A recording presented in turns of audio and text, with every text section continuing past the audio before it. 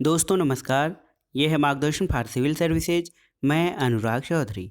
दोस्तों आज की वीडियो में प्रस्तुत है उत्तर प्रदेश लोक सेवा आयोग द्वारा आयोजित जीआईसी प्रवक्ता परीक्षा के सामान्य अध्ययन का प्रैक्टिस सेट संख्या 3। 2 प्रैक्टिस सेट हम पहले ही सॉल्व कर चुके हैं। दोस्तों ये वीडियो गवर्नमेंट इंटर कॉलेज प्रवक्ता परीक्षा के मुख्य विषय के अलावा सामान्य अध्ययन में पूछे जाने वाले 40 प्रश्नों के लिए बहुत ही महत्वपूर्ण है। और ये जो प्रश्न हैं ये लोक सेवा आयोग द्वारा आयोजित अन्य परीक्षाओं जैसे यूपीपीसीएस प्रारंभिक परीक्षा, आरओ एआरओ लोअर पीसीएस और उत्तर प्रदेश अधीनस्थ सेवा चयन आयोग द्वारा आयोजित की जाने वाली विभिन्न परीक्षाओं के लिए बहुत ही महत्वपूर्ण है। तो आइए शुरू करते हैं आज का वीडियो। जीआईसी प्रवक्ता परीक्षा के लिए मोस्ट इम्पॉर्टेंट सामान्य अध्ययन यानी जनरल स्टडीज के प्रश्नों का प्रैक्टिस सेट 3। दोस्तों आज की जो वीडियो है उसका पहला प्रश्न है कि वल्लभी विश्वविद्यालय स्थित था। देखिए ऑप्शन है आपके बिहार में, उत्तर प्रदेश में, बंगाल में या फिर गुजरात में। तो आपको बताना है कि वल्लभी विश्वविद्यालय कहाँ स्थित था। सही उत्तर है दोस्तों ऑप्शन डी आपका गुजरात में। वल्लभी विश्वविद्यालय गुजरात में स्थित था। और प्राचीन भारत में बौद्ध शिक्षा के 3 केंद्र थे, नालंदा, वल्लभी और विक्रमशिला। नालंदा बिहार में आधुनिक पटना के दक्षिण में 40 मील की दूरी पर बड़गांव नामक ग्राम समीप के स्थित था। ये महायान बौद्ध धर्म की शिक्षा का केंद्र था। और वल्लभी जिसके बारे में प्रश्न में पूछा गया है, वल्लभी गुजरात के काठियावाड़ क्षेत्र में आधुनिक वल नामक स्थान पर स्थित पश्चिम भारत में शिक्षा और संस्कृति का प्रमुख केंद्र था। और ये हीनयान बौद्ध धर्म की शिक्षा का प्रमुख केंद्र था। इसके अलावा एक जो विक्रमशिला था वो बिहार में भागलपुर से 24 मील पूरब की ओर पत्थरघाट नामक पहाड़ी पर स्थित था। दोस्तों विक्रमशिला महाविहार की स्थापना पाल वंश के शासक धर्मपाल ने कराया था। तो देखिए बहुत ही महत्वपूर्ण है दोस्तों, वल्लभी विश्वविद्यालय गुजरात में काठियावाड़ क्षेत्र में स्थित था। अगला प्रश्न है दोस्तों, सप्तपाणी गुफा कहाँ स्थित है। सप्तपाणी गुफा बहुत ही महत्वपूर्ण है। ऑप्शन है सांची में, नालंदा में, राजगृह में या फिर पावापुरी में। तो सही उत्तर है सप्तपाणी गुफा जो है वो राजगृह में स्थित है। दोस्तों राजगीर या राजगृह बिहार के नालंदा जिले में स्थित एक शहर है। और राजगीर की बैभरा पहाड़ियाँ पे सप्तपाणी गुफा स्थित है। तो याद रखिएगा राजगृह या राजगीर बिहार के नालंदा जिले में स्थित है और यहाँ की बैभरा पहाड़ियों में सप्तपाणी गुफा स्थित है। अगला प्रश्न है तीसरा प्रश्न, किस सिख गुरु ने विद्रोही राजकुमार खुसरो की सहायता धन और आशीर्वाद से की थी। आपको उन सिख गुरु का नाम बताना है जिन्होंने राजकुमार खुसरो की सहायता धन और आशीर्वाद से की थी। ऑप्शन है गुरु गोविंद सिंह, गुरु हरगोविंद सिंह, गुरु गोविंद सिंह, गुरु अर्जुन देव और गुरु तेग बहादुर ने। तो सही उत्तर क्या है दोस्तों, सही उत्तर है आपका गुरु अर्जुन देव। ऑप्शन सी जो है गुरु अर्जुन देव ने विद्रोही राजकुमार खुसरो की सहायता की थी। दोस्तों सिख गुरु अर्जुन देव ने जहांगीर के पुत्र खुसरो की सहायता की थी और अंत में जहांगीर ने उनको मृत्युदंड दे दिया था। अगला प्रश्न है, निम्नलिखित में से किस क्रांतिकारी की फांसी गोरखपुर जेल में हुई थी। ऑप्शन है आपके राम प्रसाद बिस्मिल, राजेंद्र लाहिड़ी, रोशन सिंह या फिर अशफाक उल्ला खां। तो सही उत्तर है दोस्तों राम प्रसाद बिस्मिल। राम प्रसाद बिस्मिल को गोरखपुर जेल में फांसी हुई थी। दोस्तों ये लोग जो थे काकोरी कांड में जो है ये प्रमुख वादी थे और 9 अगस्त 1925 को ये घटना हुई थी। इस घटना में 29 भारतीय क्रांतिकारी पकड़े गए थे। राम प्रसाद बिस्मिल, अशफाक उल्ला खां, रोशन सिंह, राजेंद्र लाहिड़ी, इन लोगों पे मुकदमा चलाकर फांसी दी गई थी।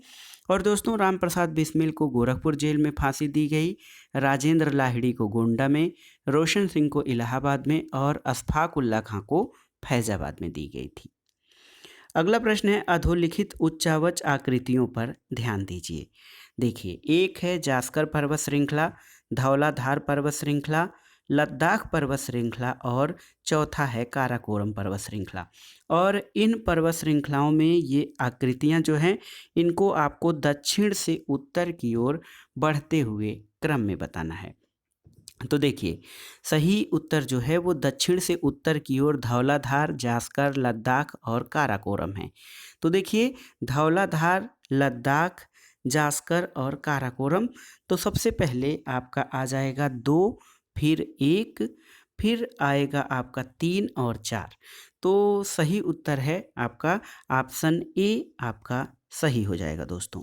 ये जो उच्चावच आकृतियां हैं इनका दक्षिण से उत्तर की ओर क्रम हो जाएगा आपका धौलाधार, जास्कर, लद्दाख और काराकोरम। तो ये देखिए बहुत ही महत्वपूर्ण प्रश्न है और फिजिकल जियोग्राफी से संबंधित है, आप इसको तैयार कर लीजिए। अगला प्रश्न है कौन सा पटकाई पहाड़ियों से संलग्न नहीं है। ऑप्शन है आपके नागालैंड, त्रिपुरा, मणिपुर या मिजोरम। तो उत्तर बताना है कि कौन सा जो है पटकाई पहाड़ियों से संलग्न राज्य नहीं है। तो सही उत्तर है ऑप्शन डी मिजोरम जो है दोस्तों, ये आपका पटकाई पहाड़ियों से संबद्ध नहीं है। पटकाई पहाड़ियाँ असम, मणिपुर, मेघालय, मिजोरम और नागालैंड से जुड़ी हुई हैं। त्रिपुरा राज्य जो है पटकाई पहाड़ियों से संलग्न नहीं है। देखा जाए तो यहाँ पर जो उत्तर दिया गया है दोस्तों कि त्रिपुरा, देखिए त्रिपुरा राज्य के बारे में जो है कि ये पटकाई पहाड़ियों से संलग्न नहीं है। अगला प्रश्न है लक्षद्वीप टापू कहाँ पर स्थित है। दक्षिण पश्चिम भारत में, दक्षिण भारत में, दक्षिण पूर्वी भारत में या पश्चिम बंगाल के पूर्वी तट पर। तो सही उत्तर क्या है। सही उत्तर है लक्षद्वीप टापू आपका दक्षिण पश्चिम भारत में स्थित है, इसलिए ऑप्शन ए आपका सही हो जाएगा। अगला प्रश्न है निम्नलिखित कथनों पर विचार कीजिए। सागरों के ऊपर लगभग 30 डिग्री से 35 डिग्री उत्तर और दक्षिण अक्षांश पर विद्यमान 2 कटिबंधों में से प्रत्येक हार्श अक्षांश कहलाता है। और दूसरा कथन है हार्श अक्षांश निम्न दाब कटिबंध है। ऑप्शन देखिए केवल 1, केवल 2, 1 और 2 दोनों, न तो 1 और न 2। तो सही उत्तर क्या है दोस्तों।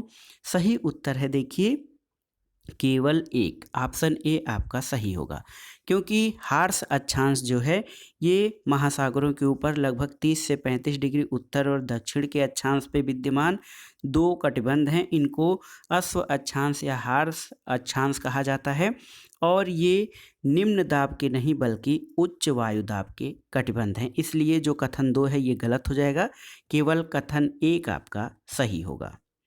अगला प्रश्न है नीचे दिए गए कूट से झीलों को क्षेत्रफल की दृष्टि से अवरोही क्रम में व्यवस्थित करना है। अवरोही क्रम मतलब बड़ी से छोटे के क्रम में। ऑप्शन है ग्रेट बियर, बैकाल, विक्टोरिया और सुपीरियर। तो सही क्रम क्या है दोस्तों। सही क्रम है आपका सबसे पहले सुपीरियर पहले नंबर पे, यानी 4 आएगा पहले पे, 4, उसके बाद आएगा आपका विक्टोरिया झील, फिर आएगा बैकाल झील और उसके बाद ग्रेट बियर झील। तो याद रखिए 4, 3, 2, 1। तो सही ऑप्शन हो जाएगा दोस्तों आपका ऑप्शन ए सही उत्तर है। सबसे बड़ी झील सुपीरियर, उसके बाद विक्टोरिया, फिर उससे छोटी बैकाल और उससे छोटी ग्रेट बियर झील है। अगला प्रश्न है निम्नलिखित पद्धतियों में से कौन सी कृषि में जल संरक्षण में सहायता कर सकती है। 1 है कि भूमि की कम या शून्य जुताई, 2 है खेत में सिंचाई के पूर्व जिप्सम का प्रयोग, 3 है फसल अवशेष को खेत में ही रहने देना। तो नीचे दिए गए कूटों के आधार पर सही उत्तर का चयन करना है। दोस्तों ये जो कथन दिए गए हैं इनमें से देखा जाए तो जीरो जुताई या शून्य जुताई खेती का वो तरीका है जिसमें भूमि को बिना जोते ही बार बार कई वर्षों तक फसलें उगाई जाती हैं और इसके कारण भूमि में नमी बनी रहती है। खेत में सिंचाई के पहले जिप्सम का प्रयोग और फसल अवशेष को खेत में रहने देने के कारण भी भूमि की नमी में वृद्धि होती है। इस प्रकार देखा जाए तो ये तीनों यानी 1, 2, 3 ये सभी कृषि में जल संरक्षण में सहायता करती हैं। तो सही उत्तर ऑप्शन डी 1, 2, 3 तीनों कथन सही हैं। अगला प्रश्न है कौन सा सही नहीं है। देखिए कुछ कथन हैं, इसमें आपको बताना है कि कौन सा सही नहीं है। ये दोस्तों देखिए सेब की भंडारण गुणवत्ता कैल्शियम की कमी से घटती है। भारत में पश्चिमी बंगाल सर्वाधिक सब्जी उत्पादक राज्य है। अलसी तिलहनी फसल साल भर उगाई जा सकती है और तृतीय पीढ़ी की पीड़कनाशी का सर्वप्रथम C.M. विलियम्स ने प्रस्तावित किया था। तो इसमें से सही जो नहीं है वो है आपका ऑप्शन सी, अलसी तिलहनी फसल साल भर उगाई जा सकती है, ऐसा नहीं है। दोस्तों गेहूं, जौ, अलसी, रेपसीड, सरसों, चना ये रबी मौसम की फसलें हैं। इनकी बुआई अक्टूबर से दिसंबर और कटाई अप्रैल मई में होती है, इसलिए अलसी तिलहनी फसल को साल भर नहीं उगाया जा सकता है। अन्य तीनों कथन सही हैं। अगला प्रश्न है दोस्तों, शक्तिमान 1 और शक्तिमान 2 किस फसल की आनुवांशिक परिवर्तित फसलें हैं? जेनेटिकली मॉडिफाइड या जीएम फसलें हैं शक्तिमान 1 और 2 किस फसल की? ऑप्शन है कपास, चावल, मक्का या गेहूं। तो सही उत्तर है दोस्तों मक्का की। मक्का की आनुवांशिक परिवर्तित फसलें हैं शक्तिमान 1 और शक्तिमान 2। अगला प्रश्न है, कौन सा एक सही सुमेलित नहीं है आपको बताना है? धान, हरित बाल, बाजरा, अरगट, मटर की बुकनी, पाउडर मिल्ड्यू और चना का उगठा या विल्ट रोग। तो सही उत्तर है दोस्तों जो धान का हरित बाल रोग है ये आपका सही सुमेलित नहीं है, क्योंकि हरित बाल रोग ये धान में नहीं बल्कि बाजरा में पाया जाता है, तो इसलिए सही सुमेलित धान हरित बाल नहीं है दोस्तों। और जो बाजरा का अरगट, मटर का बुकनी और चना का उगठा ये सुमेलित हैं, जबकि धान का जो हरित बाल रोग दिखा रहे हैं ये आपका सही सुमेलित नहीं है, ये हरित बाल बाजरे का रोग है। अगला प्रश्न है, कार्बन क्रेडिट के संबंध में कौन सा कथन सही नहीं है? कार्बन क्रेडिट प्रणाली क्योटो प्रोटोकॉल के संयोजन में संपुष्ट की गई थी, सही है। कार्बन क्रेडिट उन देशों या समूहों को प्रदत्त की जाती है जो ग्रीन हाउस गैसों का उत्सर्जन घटाकर उसे उत्सर्जन मात्रा के नीचे ला चुके होते हैं, सही है। कार्बन क्रेडिट का लक्ष्य कार्बन डाइऑक्साइड में हो रही वृद्धि पर अंकुश लगाना है, ये भी सही है। और ऑप्शन देखिए, अगला ऑप्शन है आपका दोस्तों कि देखिए कार्बन क्रेडिट का क्रय विक्रय संयुक्त राष्ट्र पर्यावरण कार्यक्रम के द्वारा समय समय पर नियत मूल्यों के आधार पर किया जाता है, ये आपका गलत है। तो सही उत्तर आपका ऑप्शन डी हो जाएगा। दोस्तों आप जानते हैं कि क्योटो प्रोटोकॉल के अंतर्गत पर्यावरण में कार्बन उत्सर्जन को कम करने की कार्बन क्रेडिट प्रणाली लागू की गई थी और इसमें माना जाता है किसी देश या समूह को निर्धारित अधिकतम कार्बन उत्सर्जन में से प्रति टन की कटौती करने पर 1 कार्बन क्रेडिट प्रदान किया जाता है। और अंतर्राष्ट्रीय बाजार में दोस्तों कार्बन क्रेडिट का क्रय विक्रय उनके वर्तमान बाजार मूल्य के अनुसार किया जाता है, न कि संयुक्त राष्ट्र पर्यावरण कार्यक्रम द्वारा नियत मूल्यों के आधार पर। तो ये मार्केट वैल्यू पे इसका क्रय विक्रय किया जाता है, संयुक्त राष्ट्र पर्यावरण कार्यक्रम द्वारा निर्धारित मूल्यों पर नहीं। अगला प्रश्न है दोस्तों, कार्टाजेना प्रोटोकॉल का संबंध किससे है? ऑप्शन है जैव सुरक्षा समझौता, प्रदूषण, ओजोन संरक्षण या जलवायु परिवर्तन।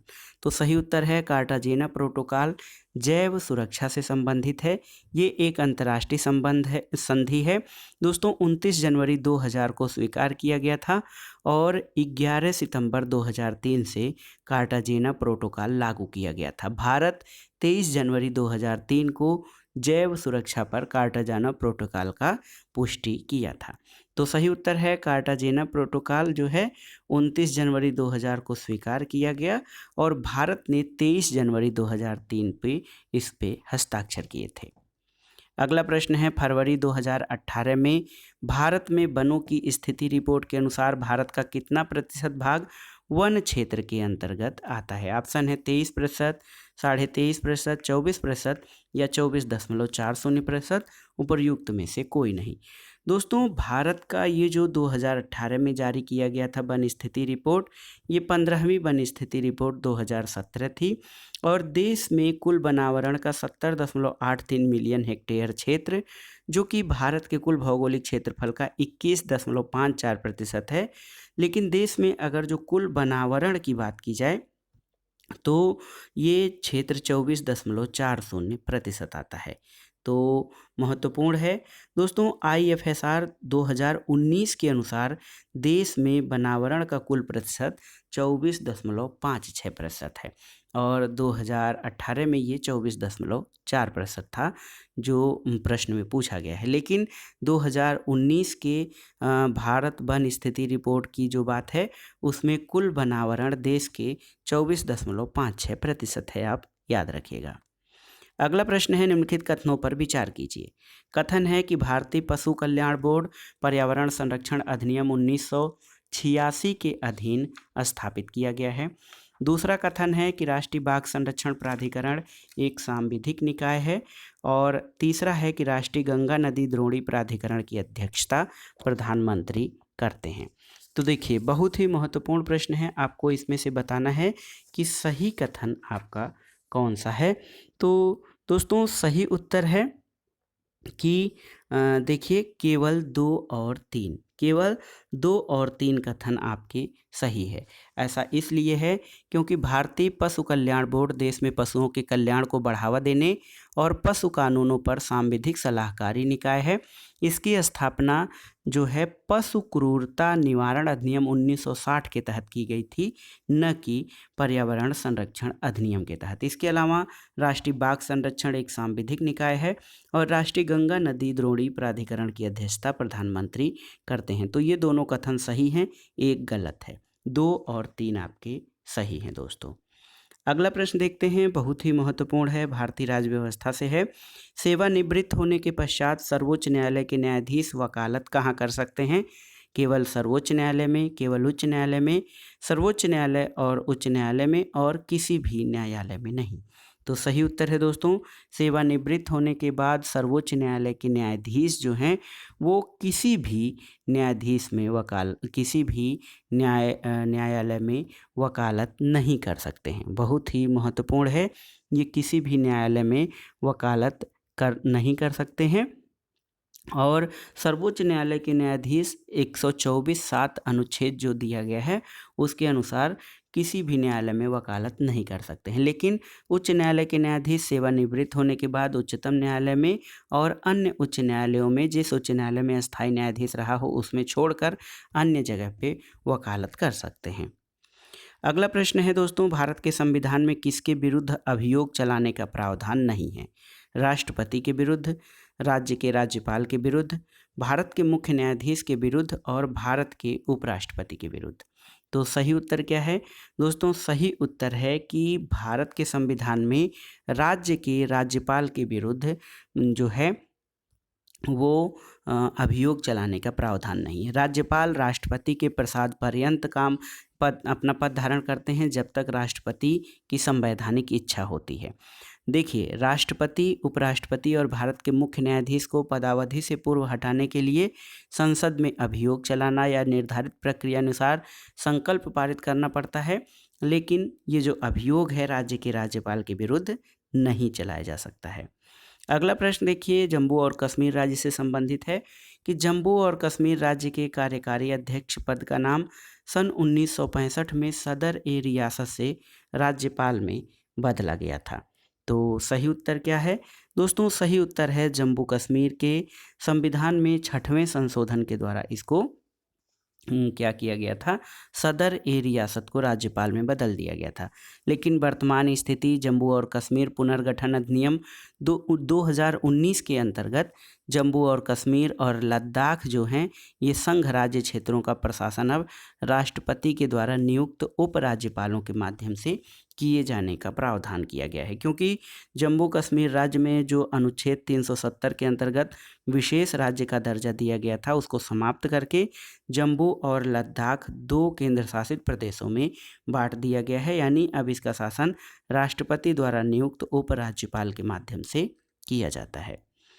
अगला प्रश्न है, राज्य विधानसभा निम्नलिखित में से किन के निर्वाचन में भाग लेती है? ऑप्शन है भारत के राष्ट्रपति के, भारत के उपराष्ट्रपति के, राज्यसभा के सदस्यों के या राज्य विधान परिषद के सदस्यों को। तो आपको बताना है इनमें से किनके निर्वाचन में राज्य विधानसभा भाग लेती है। तो सही उत्तर है दोस्तों भारत के राष्ट्रपति और राज्यसभा के सदस्यों और राज्य विधान परिषद के सदस्यों, यानी 1, 3 और 4 राष्ट्रपति, राज्यसभा के सदस्य और राज्य विधान परिषद के सदस्यों के निर्वाचन में राज्य विधानसभा भाग लेती है। ऑप्शन बी आपका सही है। तो देखिए बहुत ही महत्वपूर्ण था ये प्रश्न भारतीय राज्य व्यवस्था के अंतर्गत। अब आइए देखते हैं, कृषि से संबंधित प्रश्न है कि कौन सा युग्म सही सुमेलित नहीं है, फसल और प्रजाति है।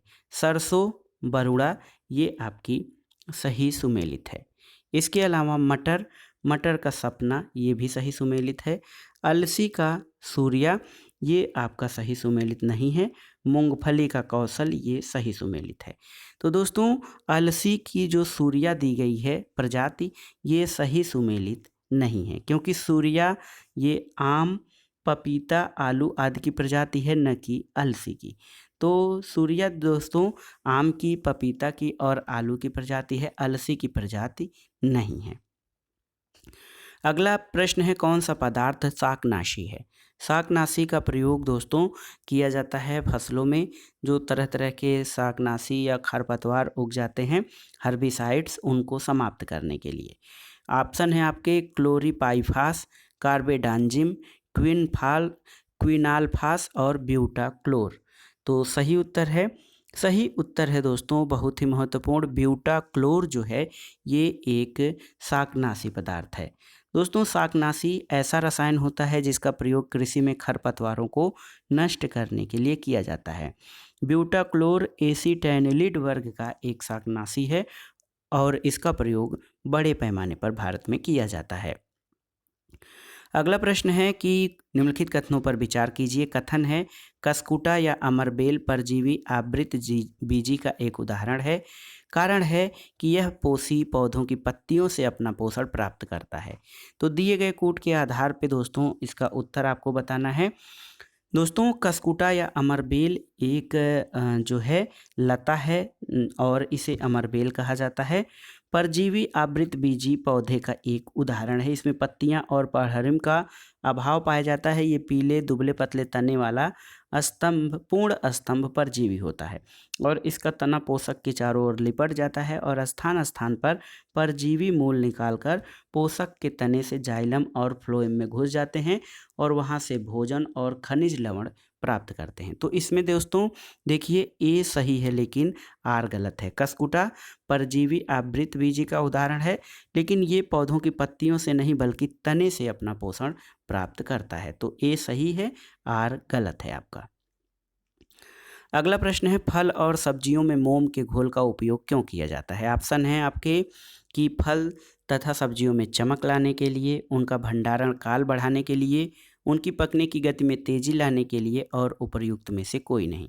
तो दोस्तों भंडारण काल बढ़ाने के लिए फल और सब्जियों में मोम के घोल का प्रयोग किया जाता है।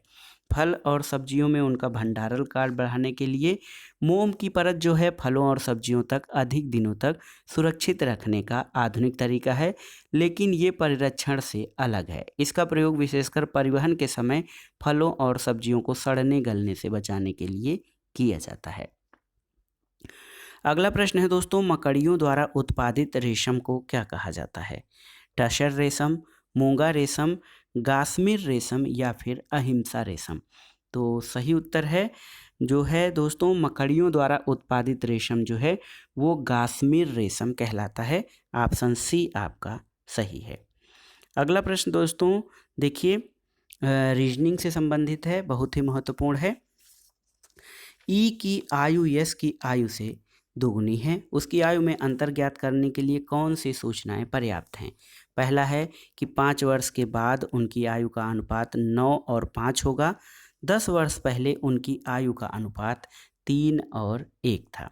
तो ई और एस की आयु के बारे में आपको आकलन करना है इन सूचनाओं के आधार पर।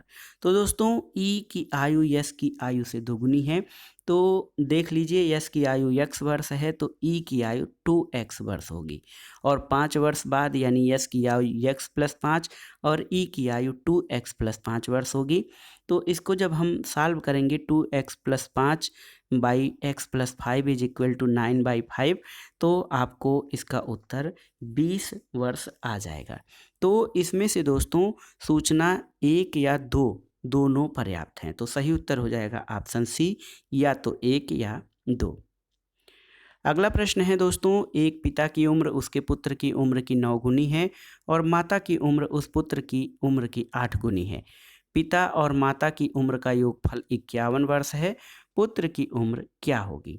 तो दोस्तों इसमें जब आप इस प्रश्न को सॉल्व करेंगे तो पुत्र की आयु 3 वर्ष होगी और ऐसे प्रश्नों को आप ऑप्शन के द्वारा हल कर सकते हैं।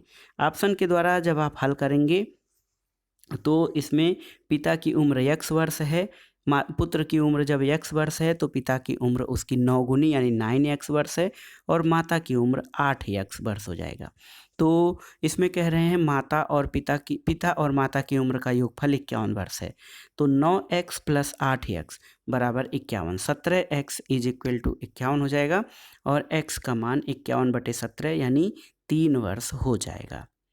29वां प्रश्न है, 3 से विभाज्य संख्याओं को छोड़कर 1 से 99 तक की संख्याओं की गिनती में अंक 5 कितनी बार आएगा? तो ये प्रश्न कठिन है। देखिए 1 से 99 तक की संख्याओं में 3 से विभाज्य ऐसी संख्याएं जिनमें अंक 5 है वो 15, 45, 51, 54, 57 और 75 होगा।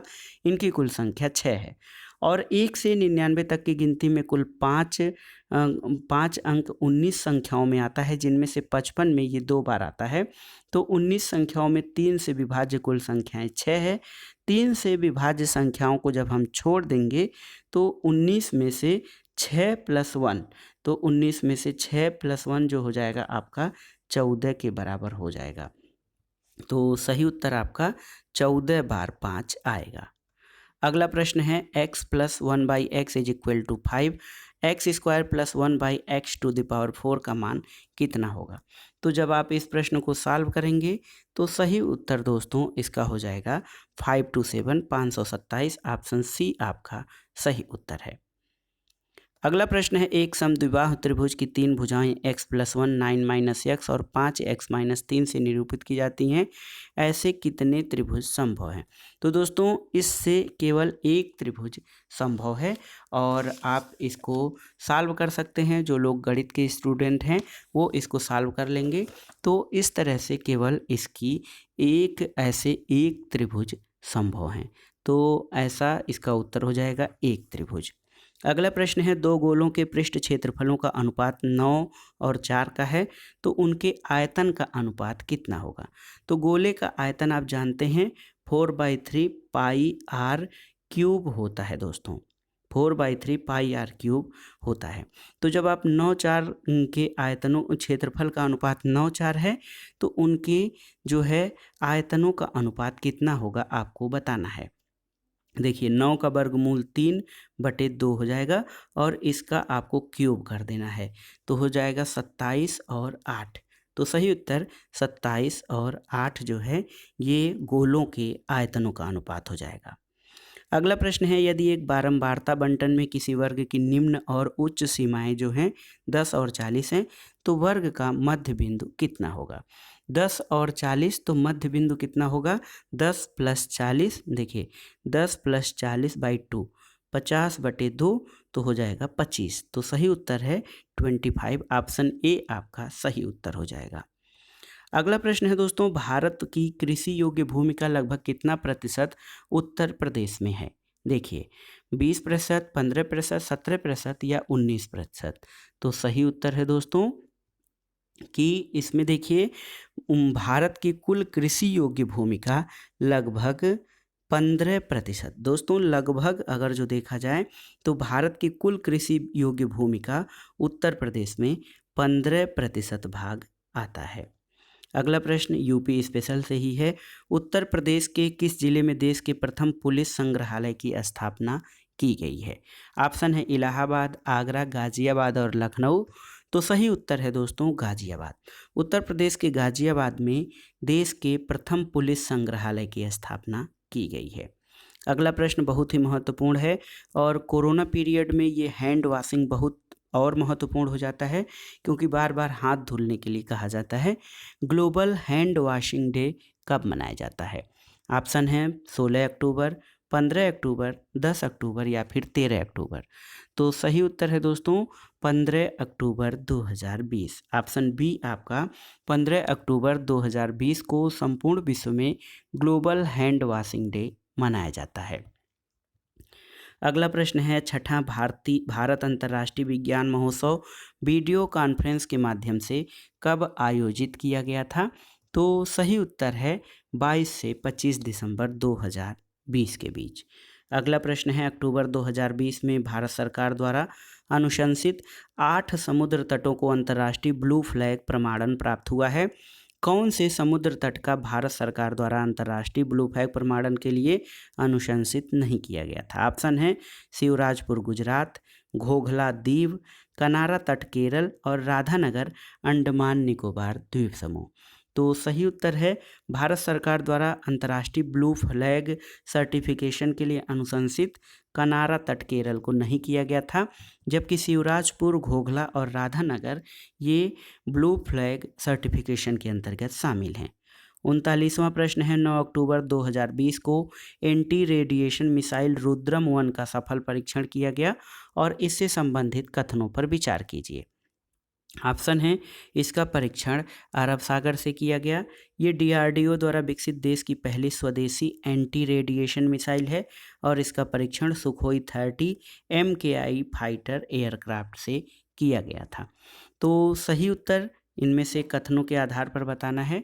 दोस्तों 9 अक्टूबर 2020 को डीआरडीओ ने नई पीढ़ी के स्वदेश निर्मित एंटी रेडिएशन मिसाइल रुद्रम का ओडिशा तट से, देखिए उड़ीसा तट से व्हीलर द्वीप से इसका परीक्षण सुखोई 30 MKI फाइटर एयरक्राफ्ट से किया था। तो जो अरब सागर तट है ये गलत है, 2 और 3 सही हैं, तो ऑप्शन ए आपका सही हो जाएगा। इस वीडियो का आखिरी प्रश्न है 9 अक्टूबर 2020 को जल शक्ति मंत्रालय द्वारा जारी प्रेस विज्ञप्ति के अनुसार हाल में कौन सा राज्य ग्रामीण घर में नल कनेक्शन, प्रत्येक ग्रामीण घर में नल कनेक्शन उपलब्ध कराने वाला हर घर जल राज्य बना है? ऑप्शन है सिक्किम, गोवा, मणिपुर और राजस्थान। तो सही उत्तर है दोस्तों गोवा।